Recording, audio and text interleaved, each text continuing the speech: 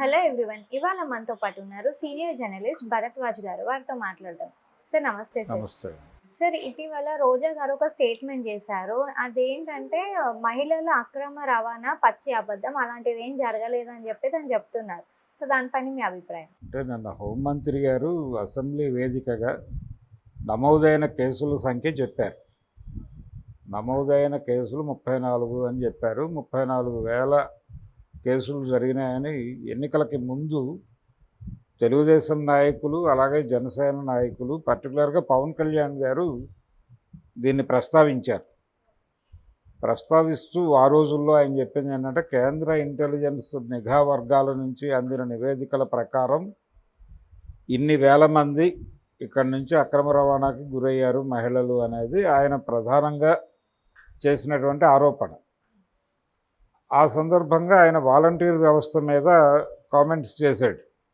అంటే వీళ్ళ ద్వారా బయటకు వచ్చిన డేటా ఆధారంగానే ఈ అక్రమ రవాణా కార్యక్రమం జరిగింది అని ఆయన చెప్పాడు. అప్పుడు వాలంటీర్స్ రోడ్డు మీదకి వచ్చి పవన్ కళ్యాణ్కి నిరసనగా ప్రదర్శనలు చేశారు. ఆయన దిష్టి బొమ్మల దగ్ధం లాంటి కార్యక్రమాలు కూడా నిర్వహించారు. ఫైనల్గా అది అయిపోయింది. అయితే ఇప్పుడు నిన్న హోంమంత్రి గారు అసెంబ్లీ వేదికగా 34 కేసులు అనటంతో ఇప్పుడు రోజా గారు ఏమంటారంటే, వాళ్ళు చెప్పింది తప్పు అనేది అసెంబ్లీ సాక్షిగా ప్రూవ్ అయిపోయింది కాబట్టి ఆ రోజున అలా మాట్లాడినందుకు ఆయన క్షమాపణ చెప్పాలి. లేదు, ఆయనకు వచ్చినటువంటి కేంద్ర ప్రభుత్వ నిఘా విభాగాల నుంచి నాకు వచ్చిన సమాచారం అని చెప్తున్నారు ఆయన. ఆ సమాచారాన్ని పబ్లిక్ డొమైన్లో ఉంచమనండి, అది వాస్తవమో కాదో మేము చెక్ చేసుకుని ముందుకెళ్తామనే పద్ధతిలో ఈవిడ ఒక ఛాలెంజ్ విసిరారు. అలాగే దాన్ని ఆధారం చేసుకుని నిజానికి ఈ రోజున వాలంటీర్ వ్యవస్థ అనేది త్రిశంకు స్వర్గంలో కాదు, త్రిశంకు నరకము కాదు, వాళ్ళు ఇప్పుడు ఉన్నామా ఊడేమా తెలియని పరిస్థితుల్లో ఉన్నారు. అంటే కారణం ఏమిటి అంటే, చంద్రబాబు నాయుడు గారు వాలంటీర్ వ్యవస్థను డిస్టర్బ్ చేయనని ఎన్నికల ముందు చెప్పాడు. చెప్పి నిజానికి వాళ్ళకి వేతనాలు పెంచుతామని కూడా చెప్పారు. 5,000 కాదు 10,000 ఇవ్వటం ధర్మం, ఇలాంటివన్నీ మాట్లాడారు. కానీ ఫైనల్గా వాళ్ళని నేను పట్టించుకోవట్లేదు. ఇప్పుడు వాళ్ళు ఉన్నారా ఊడారో తెలియదు. అయితే వాళ్ళలో చాలామందికి ఒక హోప్ ఉంది. ఆ హోప్ ఏంటంటే, గవర్నమెంట్ ఏదో ఒక ఏరియాలో మమ్మల్ని అకామిడేట్ చేసుకుంటుంది అనే ఒక హోప్తో వాళ్ళు 6 నెలల నుంచి వెయిట్ చేస్తున్నారు. కానీ వాళ్ళతో ఏ పని చేయించుకోవడం లేదు.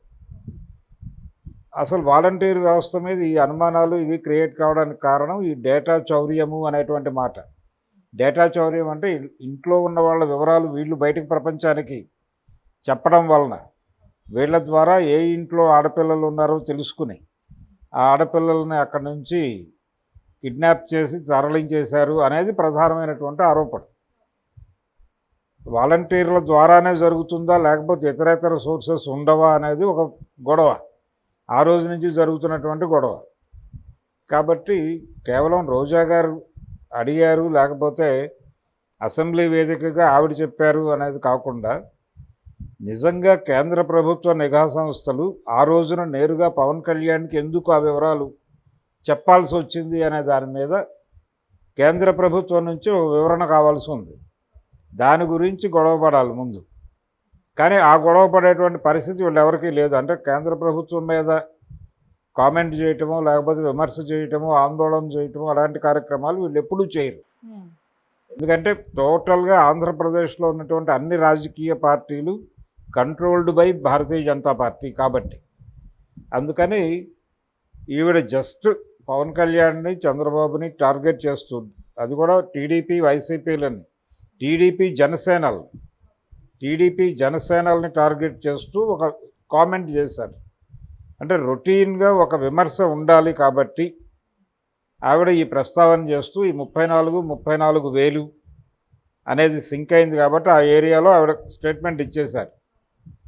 కానీ దానికంటే కూడా ఇది సీరియస్గా పట్టించుకుని ఎక్కడ ఎంతమంది వెళ్ళిపోయారో ఆ రిపోర్టు పబ్లిక్ డొమైన్లో పెట్టండి, పెడితే మేము కూడా కృషి చేస్తాం, ఎవరైతే దోషులు ఉన్నారో వాళ్ళని పట్టుకోవడంలో మేము కూడా సహకరిస్తాం అని అనొచ్చు.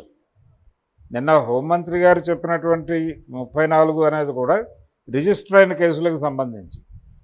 అన్ని కేసులు రిజిస్టర్ అవుతాయని లేదు, రిజిస్టర్ అయిపోయాయని లేదు. పోలీసుల దృష్టికి వచ్చిన కేసులు మాత్రమే చెప్పారు ఆవిడ. రాని కేసులు ఏమైనా ఉన్నాయో కూడా వెరిఫై చేసుకోవాల్సిన సందర్భం ఉంది. అంటే ఇంట్లో ఆడపిల్ల తప్పిపోయిందని వీధికెక్కి గొడవ చేస్తే పరువు పోతుంది అనుకునేటువంటి కుటుంబాలు కూడా ఉన్నాయి ప్రస్తుతం. కాబట్టి అన్ని కేసులు అంటే ఇంత గ్యాప్ అయితే ఉండదు, 34,000 అనే గ్యాప్ అయితే ఉండదు. కానీ కొంత కన్ఫ్యూజన్ అయితే ఉంది ఆ ఏరియాలో. వాలంటీర్ల వైపు నుంచి మేము అలాంటి యాక్టివిటీలో మేము ఎప్పుడూ పార్టిసిపేట్ చేయలేదు, ఈ డేటా ఎప్పుడూ మిస్యూజ్ కాలేదని వాళ్ళు ఆ రోజున చెప్పారు, ఈ రోజున చెప్తున్నారు. అయితే పవన్ కళ్యాణ్ చేసినటువంటి ఆరోపణలు అయితే ఇప్పటికీ లైవ్లో ఉన్నాయి. ఇప్పటికీ ఎవరైనా వెరిఫికేషన్కి వెళ్తే చూసుకోవచ్చు. అది ఆయన సంజయ్షి చెప్పాలి, ఇది నేరుగా ఆయన ప్రస్తావించిన అంశం కాబట్టి పవన్ కళ్యాణ్ గారు మీడియా ముందుకు వచ్చి గతంలో ఇలా నేను అన్నాను, దానికి సంబంధించిన ఆధారాలు ఇవి, ఇప్పుడు ఆయన గెలిచేసి ఉప ముఖ్యమంత్రిగా ఉన్నారు కాబట్టి ఇప్పుడు ఆయనకు వచ్చిన ప్రాబ్లం ఏం లేదు. ఆయన ఓపెన్గా హాయిగా ఇదిగో ఇవి ఇన్ని పేజీల నివేదిక వచ్చింది, ఇదిగో ఈ డీటెయిల్స్ వచ్చినాయి నాకు, ఈ డీటెయిల్స్ ప్రకారం ఈ ఇళ్లల్లో అమ్మాయిలు వెళ్ళిపోయారు అని ఒకసారి డిపార్ట్మెంట్కి ఇచ్చి డిపార్ట్మెంట్తో వెరిఫై చేయించి కేసులు నమోదు చేయొచ్చు. కానీ అది కూడా జరగల. ఇప్పుడు 6 నెలలు అయిపోయింది వాళ్ళు అధికారంలోకి వచ్చి. ఈ 6 నెలల నుంచి ఆయన చేసిన ఆరోపణకు సంబంధించి నేను ఒక ఆరోపణ చేశాను ఒక వ్యక్తి మీద, ఆ వ్యక్తి తాలూకా అధికారం నాకు వచ్చినప్పుడు ఆ ఆఫీస్లోకి వెళ్ళి నేను వెరిఫై చేయాలి కదా.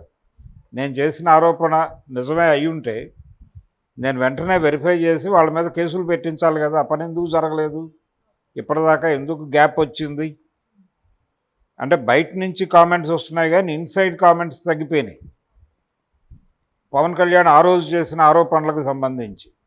అందుకని పవన్ కళ్యాణ్ మాత్రమే జవాబుదారీ, దీనిలో తెలుగుదేశానికి సంబంధం లేదు. Only Pawan Kalyan target.